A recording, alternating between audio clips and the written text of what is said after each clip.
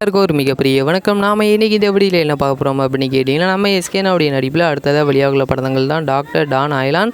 இந்த ஒரு 3 படம் முடிஞ்சதுக்கப்புறமா அட்லியோட அசிஸ்டன்ட் அசோக் அவருடைய இயக்கத்தில் ஒரு படத்தில் நடிக்க போகிறாரு அப்படின்னு தான் சொல்லியிருந்தோம். இப்போ என்ன லேட்டஸ்ட் அப்டேட் அப்படின்னா, இந்த ஒரு படம் முடிஞ்சதுக்கப்புறமா தேசிங்க பெரியசாமி அவருடைய இயக்கத்தில் ஒரு படத்தில் நடிக்க போகிறது இப்போ உறுதியாகிருச்சு.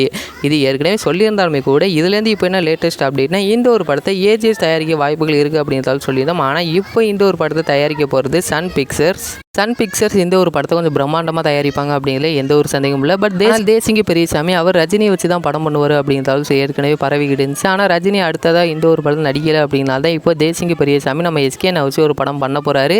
இந்த ஒரு படம் எந்த மாதிரி வரப்போகுது, முக்கியமாக இதோடைய டைட்டில் இந்த மாதிரி நிறைய எதிர்பார்ப்பு ரசிகர்கள் முதல்ல ஒரு மிகப்பெரிய கேள்வியாக தான் இருக்கும். இதுக்கான அஃபீஷியல் அனௌன்ஸ்மெண்ட் கூடிய சன் பிக்சர்ஸ் வெளியிட வாய்ப்புகள் இருக்குது.